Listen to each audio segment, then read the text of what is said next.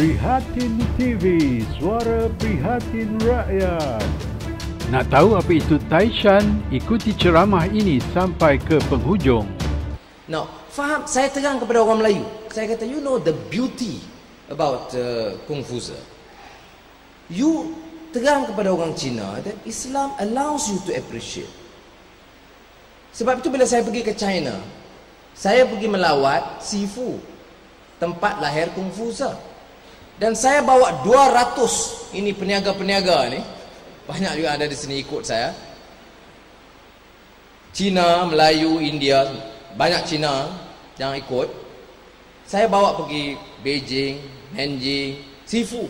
Dia kata, apa ada Sifu? Saya kata, you apa Cina tak tahu apa Sifu? Jadi dia datang. That is the seat of Confucius, the great sage. Dan saya kata, saya sebagai orang Melayu, orang Islam, I respect wisdom, I respect great sage. Jadi bila saya bawa mereka ke situ, maknanya kita genuinely respect wisdom, worldview yang baik, yang boleh bagi manfaat. You know one of the great sayings of the Prophet Muhammad, which many of Muslims know, but they don't understand the significance. Well, the Chinese may not know, but I'm telling you, Prophet Muhammad said this 1,400 years ago. Dia kata, belajarlah, carilah ilmu, tuntutlah ilmu, walaupun sehingga ke negeri Cina.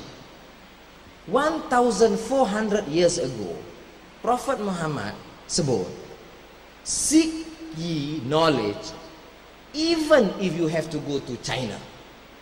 Saya tanya orang Melayu, why China? Why? There must be. You know, these are prophet. They don't just say, well, because maybe, you know, not Australia ke, or Fiji ke, or New Zealand. Must be a reason. Sebab masa itu di negeri China, you have great sages, great scholars, men of wisdom. Walaupun ada pada masa itu dua perkara, ya. One is kertas, paper industry. The other is apa dipanggil, bukan firecrackers, apa?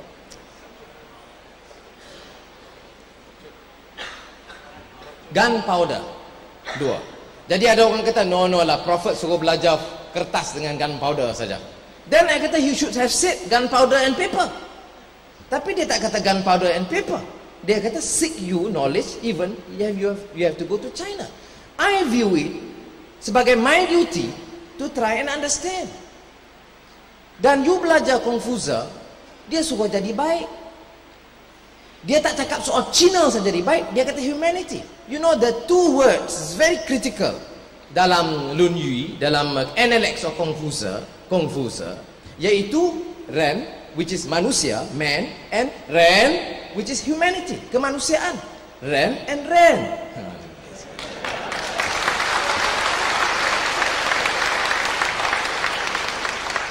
Nah, saya pilih terang ni, I'm not giving a lecture on Confucianism by all means, I'm not. But what I'm trying to suggest is that the wealth of knowledge, the way we should learn and appreciate each other, and not to gaduh. Politics bukan tempat untuk gaduh. I know politicians memang suka gaduh. Sebab tu orang kata, somebody joke with me, they say, how do you solve Malaysia's problem? I say, you sack half the politicians.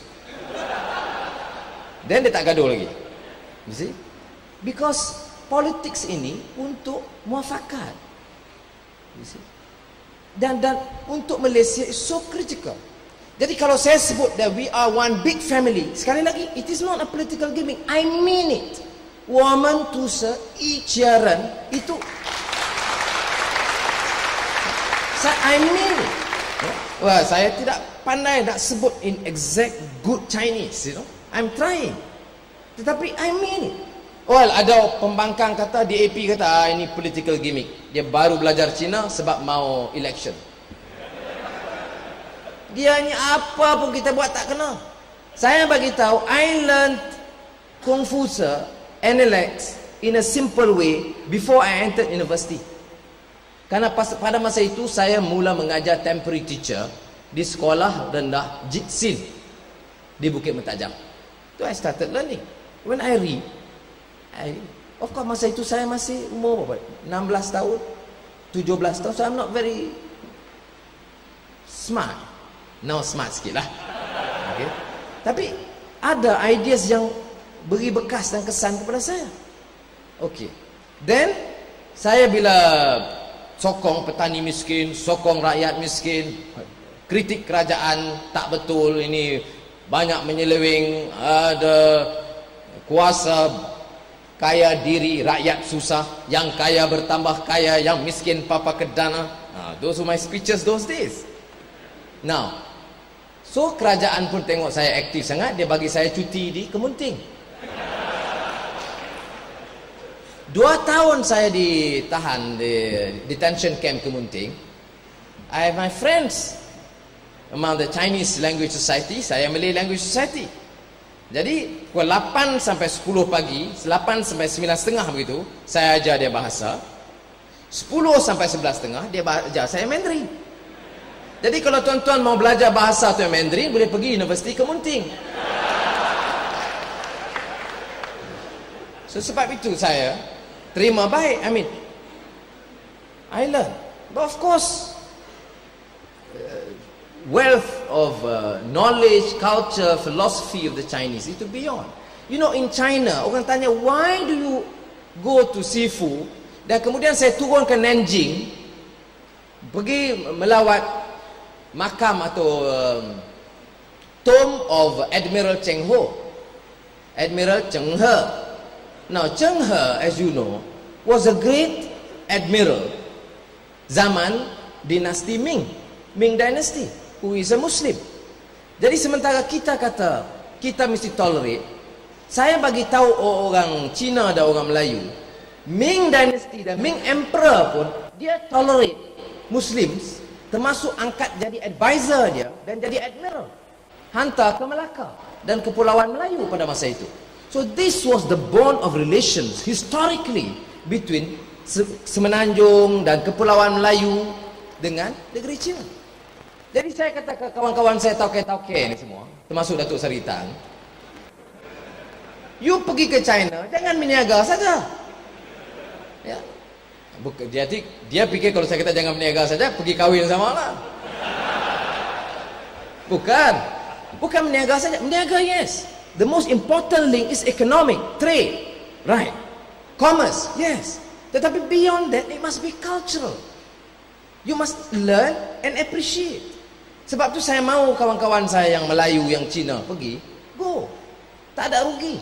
Go to Sifu, go to Nanjing, go to the great libraries, go to the great mausoleums.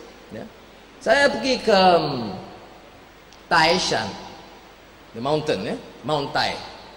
Bila saya sampai ke Mount Tai, Gubernur dengan Mayor Rosinan, dia ikut saya.